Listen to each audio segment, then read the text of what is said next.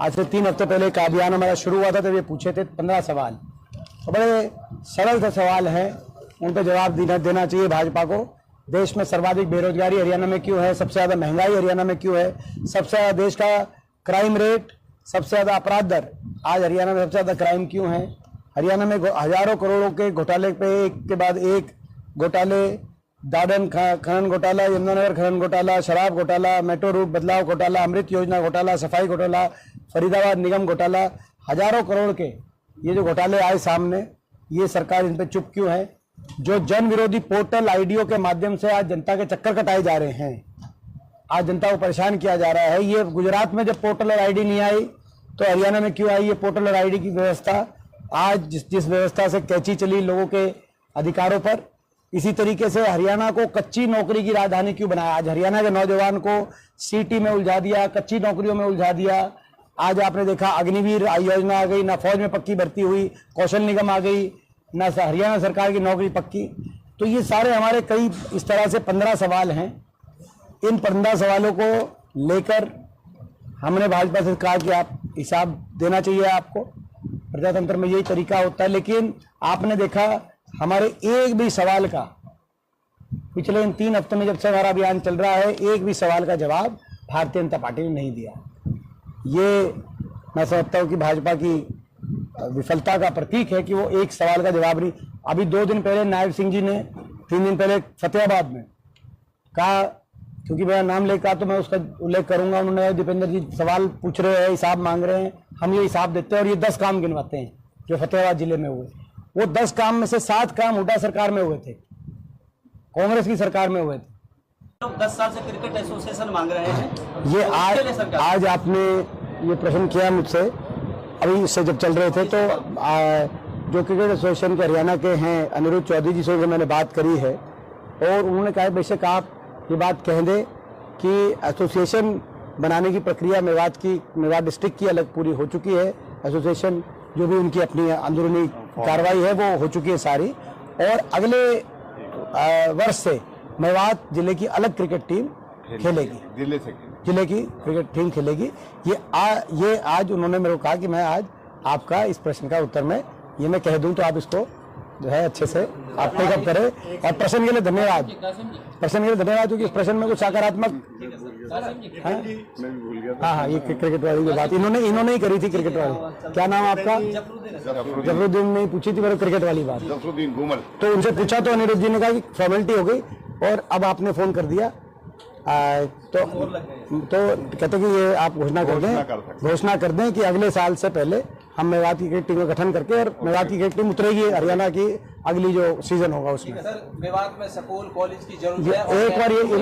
एक बार करके दोबारा ले लें। बड़ा मामला चल रहा है, तूल पकड़ रहा है, डंपिंग यार्ड बनाया जा रहा है। सुनो, मैं कोई अपन को जल्दी में नहीं है, संतुष्ट करेंगे। एक बार बीच में हो गया, सुनो उनसे करके बात नहीं, सबसे लेंगे, सबसे ले लेंगे। जनता पार्टी ने 4 उम्मीदवारों की ऐलान कर दिया है। उचाना से पूर्व डिप्टी सीएम भी चुनावी मैदान में आ चुके हैं। आपका चेहरा कौन होगा? कांग्रेस कब तक मैदान में? देखिए, ऐसा है कि उनका मैंने पहले कह दिया था लोकसभा से पहले कि इस पार्टी किसी भी सीट पर जमानत नहीं बचेगी, क्योंकि जो अपने मतदाता के साथ विश्वासघात करके जिस पार्टी ने भाजपा की सरकार बनवाई हो, और हर कदम पर हरियाणा प्रदेश के लोगों के साथ विश्वासघात करने का उनकी कार्यशैली रही हो, आपने देखा होगा। बड़े बुजुर्गों को 5100 पेंशन कहा, लेकिन बड़े बुजुर्गों के साथ विश्वासघात, किसान आंदोलन में किसान के साथ विश्वासघात, खिलाड़ी हमारी बेटियों के आंदोलन में हमारी बेटियों के साथ विश्वासघात करने वाली ये पार्टी का एक परंपरा बनी। तो मैंने उसी समय कह दिया था और कि जननायक जनता पार्टी का जनाधार समाप्त हो चुका है, और एक भी सीट पे इनकी जमानत नहीं बचेगी। वही हुआ, और आज भी मैं बता रहा हूं आपको, हरियाणा में 2 ही मुकाबले हैं, तीसरा मुकाबला नहीं है हरियाणा में। पहला मुकाबला है कांग्रेस और भाजपा का, जिसमें कांग्रेस पार्टी प्रचंड बहुमत सरकार बनाने जा रही है, और दूसरा मुकाबला है नोटा का और जननायक जनता पार्टी और आईएनएलडी का। नहीं, इनकी नोटा से कम वोट आई है, तो दूसरा मुकाबला नोटा और इनका रहेगा, दिलचस्प मुकाबला रहेगा ये। तो ये एक जो है मैं समझता हूँ कि उसके ज्यादा हरियाणा में मैं कुछ नहीं कहना चाहता इस पार्टी के बारे में। गोपाल कांडा और भारतीय जनता पार्टी का गठबंधन हो गया है, उससे उनके ही कुछ विधायक नाराज बताए जा रहे हैं। क्या आपके संपर्क में है और इसके बदले को आप कैसे देखते हैं? देखिए, कांग्रेस पार्टी के संपर्क में सभी हैं, तो बहुत इसमें तो कोई, क्योंकि हरियाणा छोटा प्रदेश है, बड़ा प्रदेश नहीं है हरियाणा।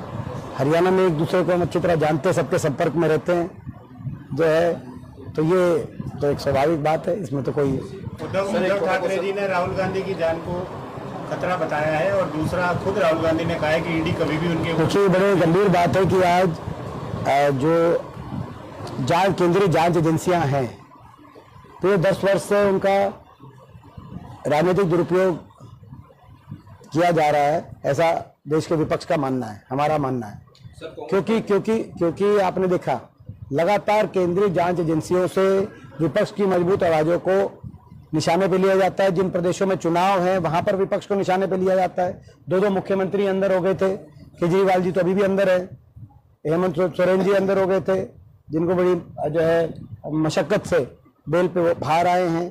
आपने देखा होगा कि सारा विपक्ष, कोई भी ऐसा लीडर नहीं होगा विपक्ष का मजबूत जिसको जो है, जिसके पीछे केंद्रीय जांच एजेंसियां ना पड़ी, और एक भी कोई भाजपा का किसी लीडर के ऊपर कभी कोई मुकदमा होता नहीं। कोई बीजेपी ज्वाइन कर लेता है तो उसके मुकदमे ठंडे बस्ते में चले जाते हैं। तो स्पष्ट रूप से ये देश के सामने ये सब बात हो रही है, लोकतंत्र के लिए अच्छी बातें नहीं है। हरियाणा में भी हम देख रहे हैं 3 हमारे विधायकों पर, कांग्रेस पार्टी के विधायकों पर इस तरह की कार्रवाई की जा रही है, और तो ये अच्छी बात नहीं है और लोकतंत्र के लिए अच्छी बात नहीं है। मैं बताना चाहता हूँ कि विपक्ष की आवाज कभी दबाई नहीं जा सकती देश में, ये प्रजातंत्र का नियम है, और कांग्रेस पार्टी की आवाज तो कतई नहीं दबाई जा सकती। हमारा एक इतिहास रहा है, हम लोग के हितों के लिए लड़ते ही रहेंगे, और इस तरह की भाजपा की बी और सी टीम के रूप में केंद्रीय जांच एजेंसियां आएंगी तो लोग उसका भी जवाब वोट की चोट से देंगे। संगठन को लेकर क्या रणनीति है? हमारा मजबूत संगठन है, ये रणनीति, हमारा संगठन मजबूत है। हमने दिखा दिया लोकसभा चुनाव में भाजपा से ज्यादा मत प्रतिशत आया, भाजपा से ज्यादा विधानसभा सेगमेंट्स में हमारी लीड आई। तो यानी कि उनको तो कह रहे थे उनका संगठन हर पन्ने में है, लेकिन वो पन्नों तक रह गया, जमीन तक तो फिर हमारा ही संगठन मिला। आपने देखा, तो लोकसभा चुनाव के नतीजे दर्शा रहे हैं कि कांग्रेस का मजबूत संगठन है। बाकी जो है संगठन का विस्तार का जो प्रश्न है, समय समय पर कांग्रेस शीर्ष नेतृत्व जब ठीक समझती है तो विस्तार होता रहता है। मुख्यमंत्री कहते हैं कांग्रेस पार्टी दे हिसाब, मुद्दा दे हिसाब, उसको लेकर क्या? ये तो आप उनकी सोच समझ सकते हैं। अब 10 साल का हरियाणा का जो हम तो हिसाब देने को तैयार हैं, हमने तो वो भी डॉक्यूमेंट छपवाया है कि हमने क्या किया, इनने क्या किया, हम तो तैयार हैं, और वो लंबा चौड़ा डॉक्यूमेंट है।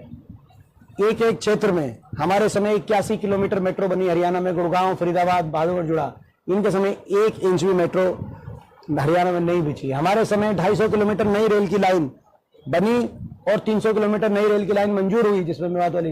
इनके समय 1 इंच भी नई रेल की लाइन मंजूर नहीं हुई। हमारे समय 4 थर्मल के और 1 परमाणु के कारखाने बने बिजली के उत्पादन को बढ़ाने के लिए। इनके समय एक कोई नया कारखाना या 1 यूनिट भी किसी कारखाने में नहीं जुड़ी।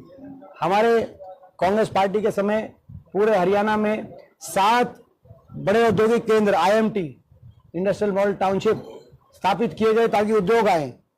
इनके समय एक भी नया औद्योगिक क्षेत्र पूरे हरियाणा के अंदर नहीं लगा। हमारे समय 4 लाख ऐसी समाज के परिवारों को, बैकवर्ड समाज, BCA समाज के परिवारों को 100 गज के प्लॉट मिले। इनके समय एक भी किसी परिवार को 1 गज का प्लॉट भी 10 साल में नहीं मिला। तो हमारा तो बिल्कुल हिसाब किताब रेडी है ये, मगर ये भी दें अपना। असली बात तो 10 साल से ये सरकार, आज ये बताएं देश में नंबर 1 हरियाणा आज बेरोजगारी में नंबर 1 क्यों हो गया, ये तो इन्हीं से पूछा जाएगा, ये बताएं। सर यानी कि कांग्रेस पार्टी चुनाव को लेकर बात करें तो लास्ट में 1.5 महीना बचा है। 1.5 महीने लेकर सर क्या आपकी बात तो फेरबदल होगा? देखिए, हमारी कांग्रेस पार्टी का एक ही क्राइटेरिया है चुनाव में कि कांग्रेस पार्टी के प्रति समर्पित लोगों को उतारा जाएगा, और जो मजबूत प्रत्याशी हैं, जो जिताऊ प्रत्याशी हैं, उनको विनिंग कैंडिडेट्स और कांग्रेस के प्रति डेडिकेटेड कैंडिडेट्स, ये क्राइटेरिया रहता है कांग्रेस पार्टी का।